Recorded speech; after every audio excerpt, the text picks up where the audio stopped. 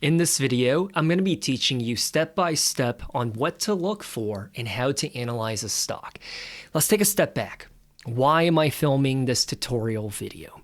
Because read this comment that you see on your screen right now. Just the other day, I uploaded an analysis video on Shift4, a fintech company. By all regards, except their debt situation is pretty high quality. But anyways, it always cracks me up when people dismiss a company because of one single metric that they obsess over, like the price to book ratio or the PE ratio when evaluating a REIT. That makes no sense, by the way, because when it comes to REITs, you have to look at their FFO or their AFFO, the adjusted funds from operations, or in this case, the shares outstanding. Because of that, now Shift4 is a stinky butthole of a company and a stock.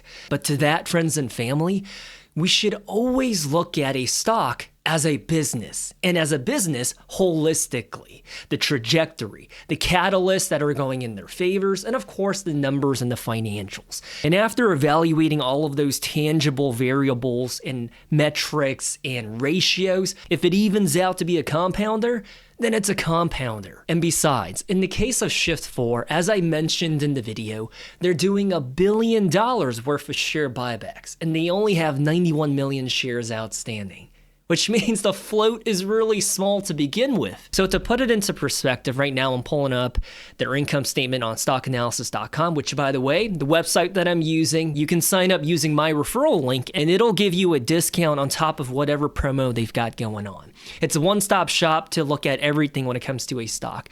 But anyways, if we take a look at their shares outstanding situation, it's going from 45 million shares outstanding to 91 million shares. Okay. It looks pretty rough, right? And besides, Shift4 is a startup fintech company, and usually companies in that category, they dilute shareholders in order to raise more capital and to issue stock-based compensation for their onboarding team members, because it's not a mature established company. So instead, you'll sign on with like a $140,000 base salary, but the incentive are the 5 years of RSUs that vest after like the third, fourth year. So by joining the company while they're still young with a lot of potential, 5 to 10 years down the road, those RSUs, the stocks that they issue you, might be worth 5 or 10 times more. As a matter of fact, on this channel, we did a portfolio roast of a viewer's portfolio, and he got a lot of RSUs for Broadcom, and his shares of Broadcom 15x'd in a matter of years. For example, if we pull up Rocket Lab, and we take a look at the shares outstanding situation, it's going from 8 million shares outstanding to what it is today of about 500 million shares outstanding. And this is a really hot, popular stock right now. Past 1 year, 210% into the green. Past 5 years, 700% into the green. But because of the shares outstanding situation, are they a disgusting stock with no potential? The next one is the Trade Desk.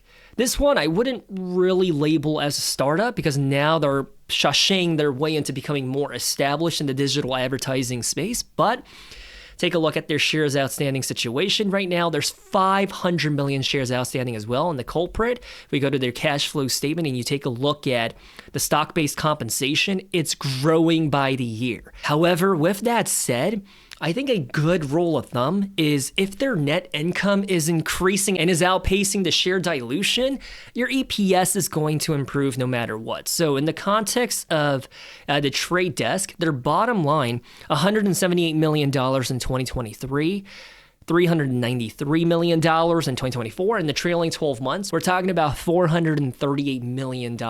And when we break that down on a per share basis, look at their bottom line per share just getting better and better by the year, knowing full well that they're diluting the shareholders. And the reason why I wanted to call out that comment and make an entire video in response is because I think it's a good learning lesson for everyone. Because would you really pass up in investing into Google because of stock-based compensation?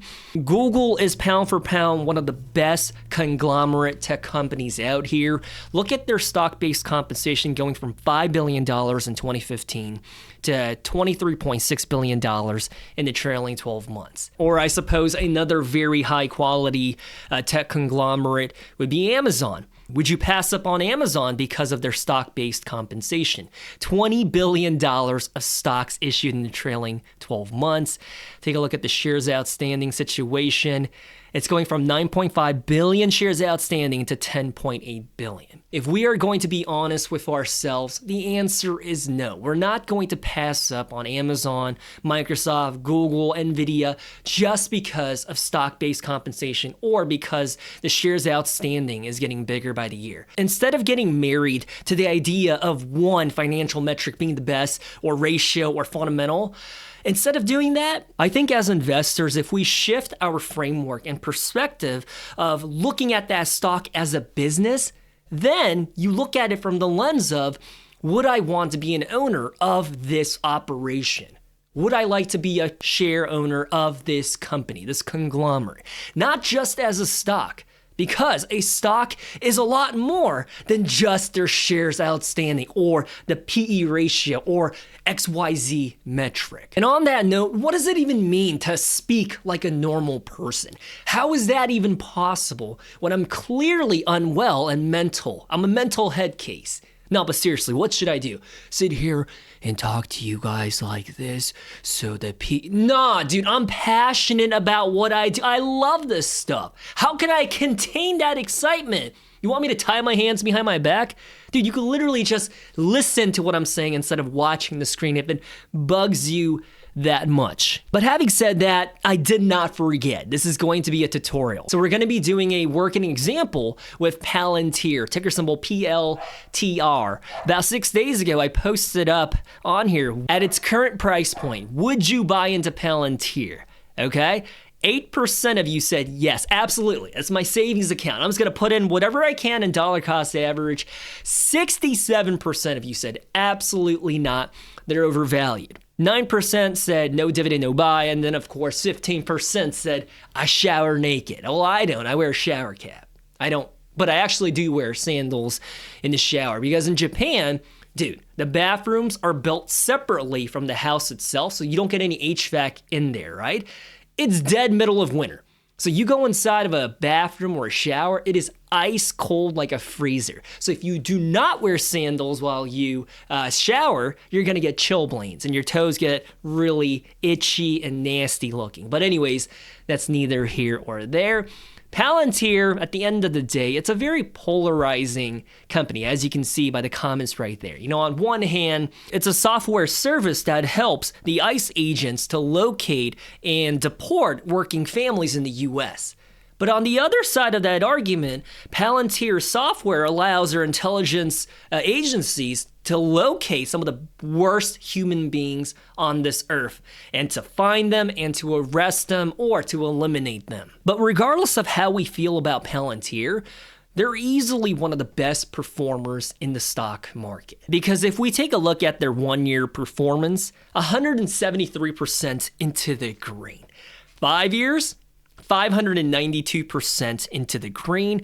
You know, just for comparison's sake, what was Bitcoin looking like for the past 1 year? 2.6% into the red. Past 5 years, 288% into the green. So Palantir is outperforming that of cryptocurrency's poster child. All right, so no more detours and rambling. Let's go ahead and get into it. And by the way, when it comes to evaluating a stock, there's over 5,000 different numbers, financials, fundamentals, or ratios that you can look at. And to be honest with you, that's pretty overwhelming, right? So in this video, I'm going to be sharing with you the key numbers that I look at as a value investor. Now, obviously, Palantir, it would fit more into the category of GARP, growth at a reasonable price. Value investing, right out the door, I would eliminate them, right? Their trading multiple is a 386. Their forward trading multiple is a 191. But there's so much more you need to look at except just the PE or except just the shares outstanding. Now, obviously, if you delete Palantir as a potential investment because you are a dividend investor, then that makes sense. They don't pay a dividend. So the first thing that I like to do is go to their P&L, otherwise known as an income statement. So when you think about a business operation, the first line item, which is called a top line, the revenue, is how much money they make, the gross sales. So Palantir, they generated $3.8 billion in the past 12 months. And if you break that down every 90 days, they make about $1 billion every 3 months, which is pretty impressive. But I think what propels Palantir into the growth story that they are today is that the growth rate of their top line, which is what?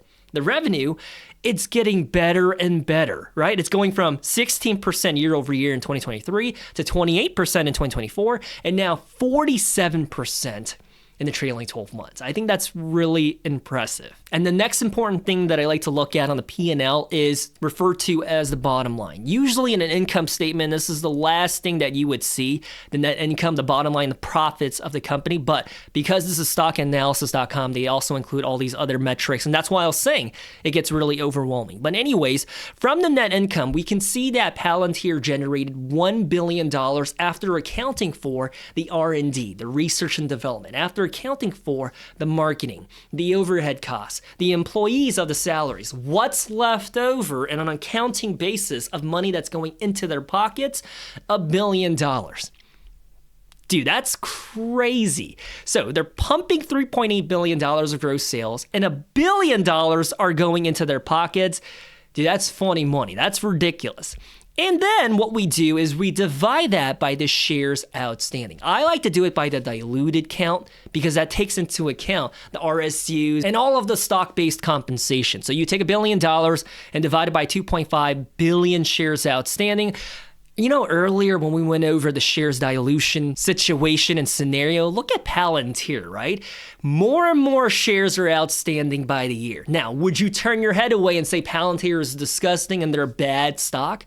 No, you got to look at it holistically. I think we're all starting to get it now. And what that gives us is the earnings per share, otherwise known as the bottom line per share, the profits per share. So you're taking the net income, dividing it by the shares outstanding, and then on a share basis, we see 43 cents. And that's a growth year over year of about 100% back to back. So what I'm saying is that in 2024, it also grew by 111%. So the top line situation looks phenomenal, looks more than healthy. The bottom line situation, this is the definition of a hyper growth, aggressively scaling company. So two things I learned right off the bat from the P&L. The next thing that I like to look at is their balance sheet. And there's two things that I'm looking at here. Their cash situation on the books, right there, cash and cash equivalents. What's equivalents? It's anything that's highly liquid. So money that's put into certificate of deposits, into a high yield savings account, into bonds that can be converted into cash in like 24, 48 hours. When we look at the cash and cash equivalent situation, what I want to see is a trend where it's growing up and to the right. And for Palantir, it's $6.4 billion. The next best case scenario for a mature or established company like Procter & Gamble, I want to see their cash and cash equivalent situation steady. Unless they made an acquisition or an M&A, because if that happens, their cash situation dips ever so slightly, but it should recover the following year. So what I see right there is a company that is flush in cash and their books are looking good, but I cannot say that as a fundamental truth until I look at the second thing that I care about, which is their loans, their obligations, and how much debt are they in. And there's a line item known as total debt. It bakes all of that in. So they have $235 million of obligations. And so if you've ever heard someone say that a company is flush in cash, this is what they're referring to. Palantir is a poster child. So because they have $6.4 billion of cash and cash equivalents and only $235 million of debt, left over is $6.2 billion of cash. They are cash heavy. As of right now, they have the financial means to initiate a dividend payment. Now, the P&L, the income statement, tells us how much cash they generate on an accounting basis. But if we want to learn how much cash they generate from the operations, it's from the cash flow statement. Because from the income statement, I can tell you they can do a lot of accounting manipulation, financial engineering to make themselves look better or worse on paper. But the cash flow statement, it tells you how much cash you actually make. You can't manipulate the cash flow statement. The only line item that I think is important here is the free cash flow. What's left over after funding the operations? And for Palantir, we're seeing $1.7 billion of free cash flow. Now, what's helpful is to bake it down on a share level. That way you can compare Palantir to another stock that you're analyzing, or if you just want to see which one's better. When you break it down on a per share level, then it's easier to measure things nipple to nipple. It evens out the playing field.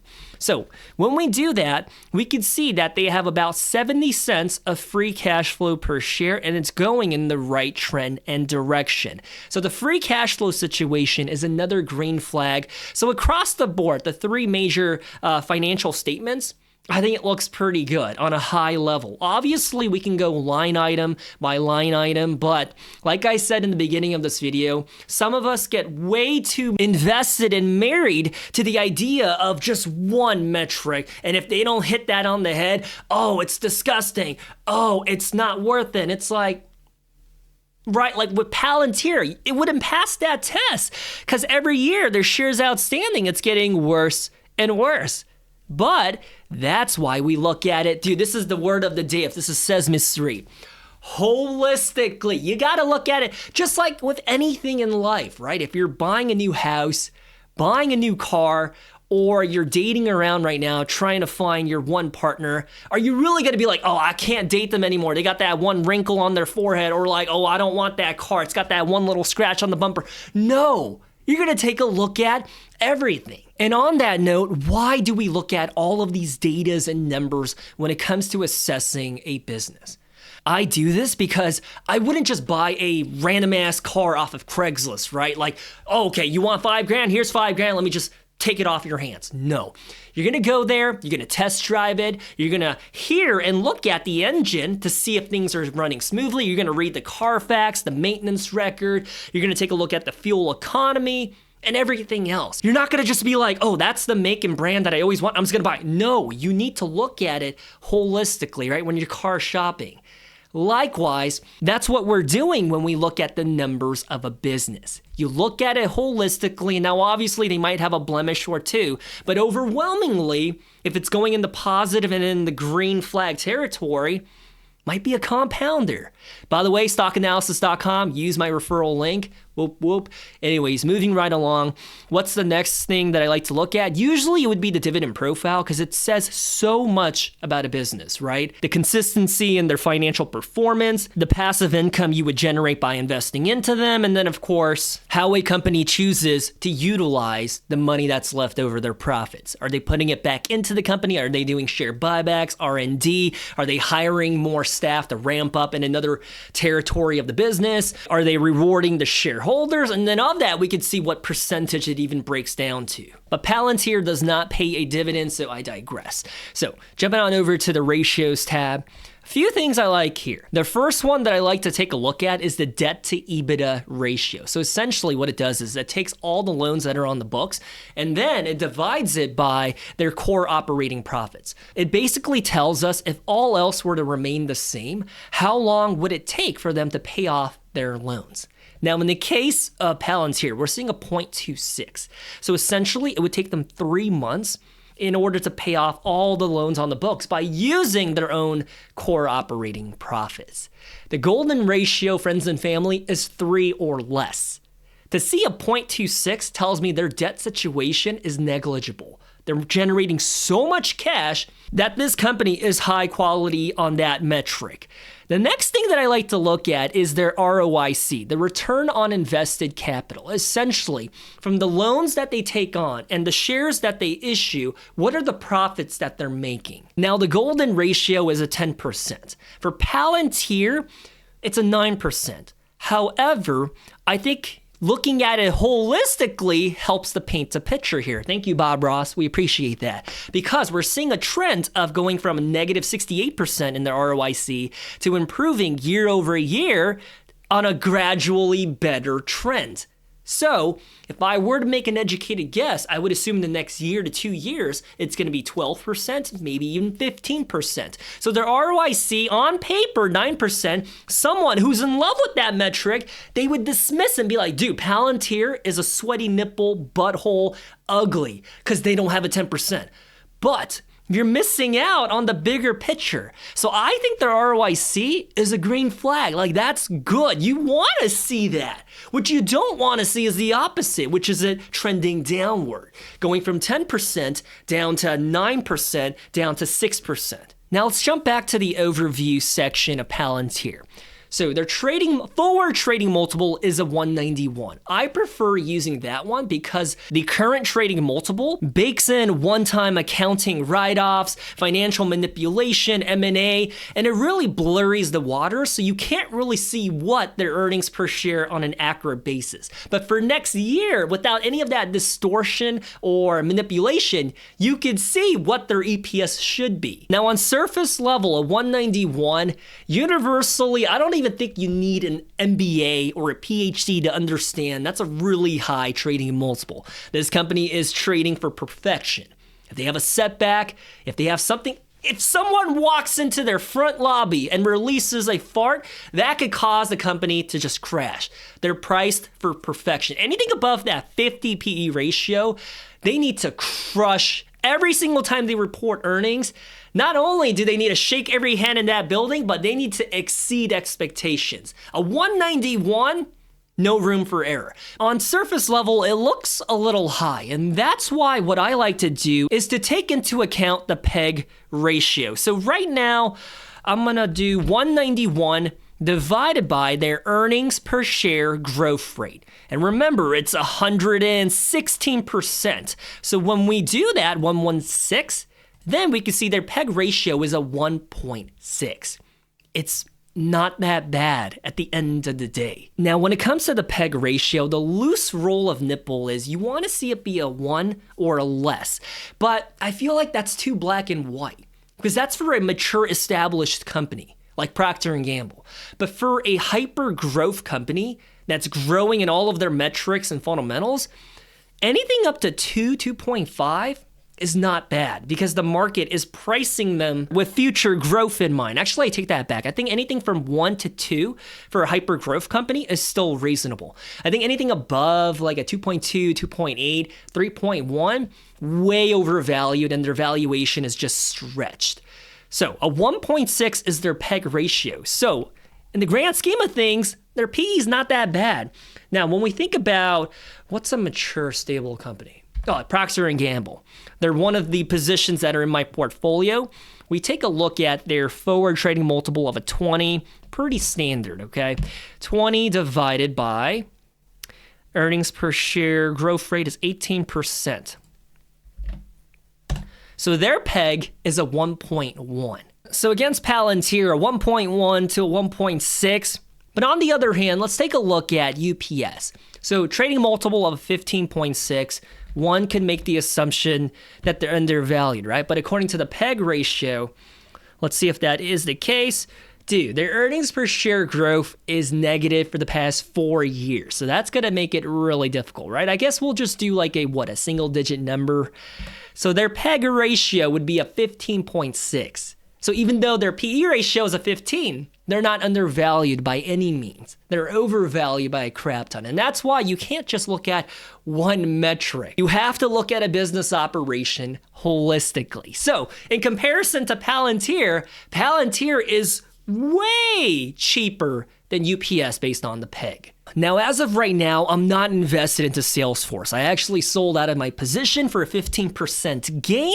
Some people look at Salesforce, they look at the current trading multiple of 34, and they say it's too expensive. It's not.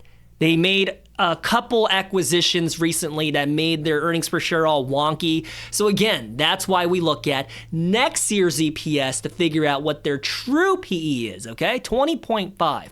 So another PEG example right here, 20.56. We're going to divide it by their earnings per share growth.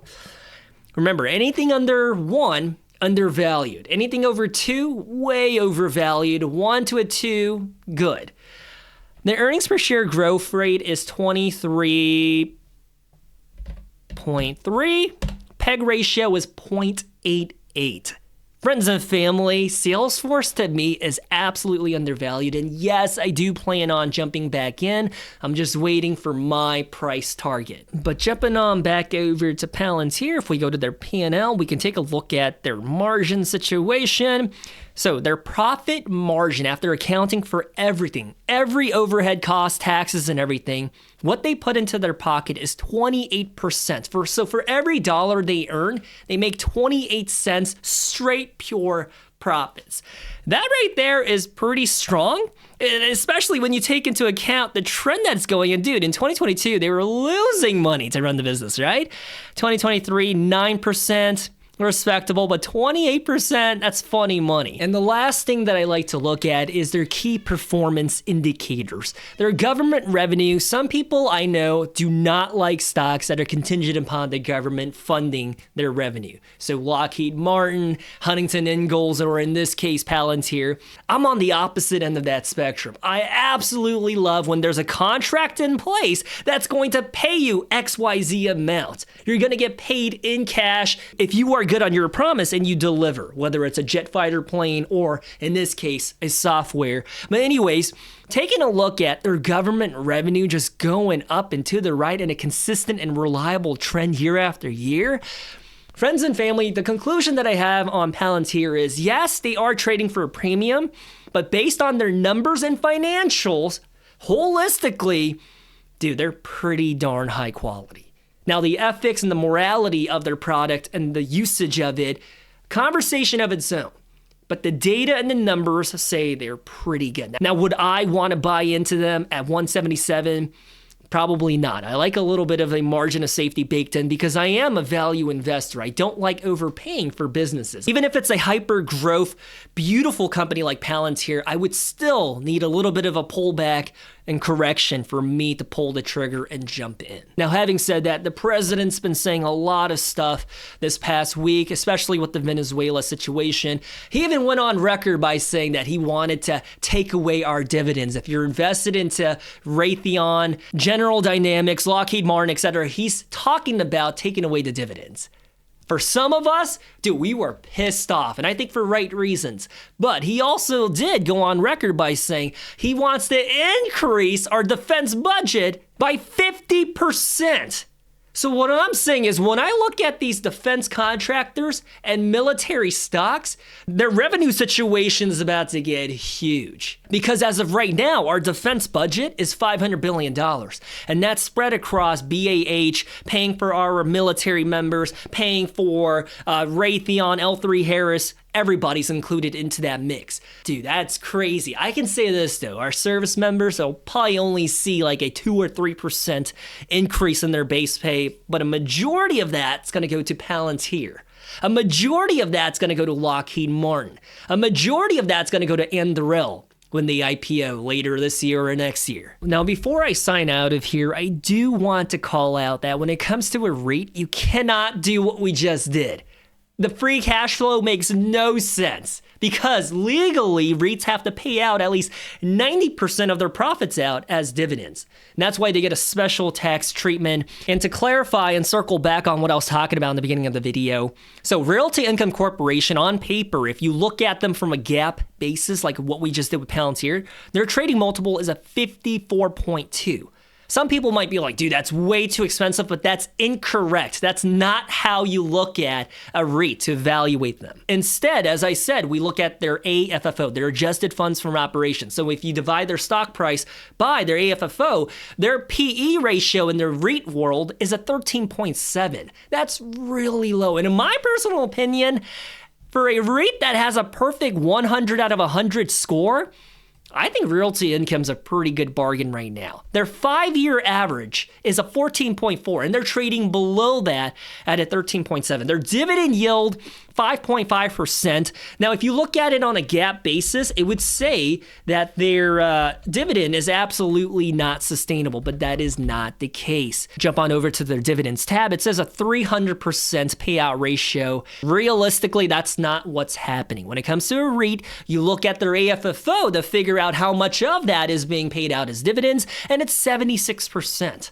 It's healthy, it's sustainable, and it's growing year after year for decades. And the coolest thing about Realty Income Corporation is that they have a 99% occupancy rate, meaning out of all the properties and real estate that's in their portfolio, about 99% of them are generating income. And I would assume the other 1.3% are probably going through renovations, or they're making adjustments or remodeling the property itself, and that's why there's not a paying tenant. But to have a 99% occupancy rate, pretty high quality. That's all I'm trying to say. But anyways, did you get some value out of this video? Did you learn a thing or two? What other questions do you have? Let me know in the comments section, because I genuinely love helping people learn how to assess businesses. That way we can make better judgment calls instead of YOLOing into a hyped stock that has crappy fundamentals and financials across the board. And the only reason why people are pumping their money into it is because of a short squeeze.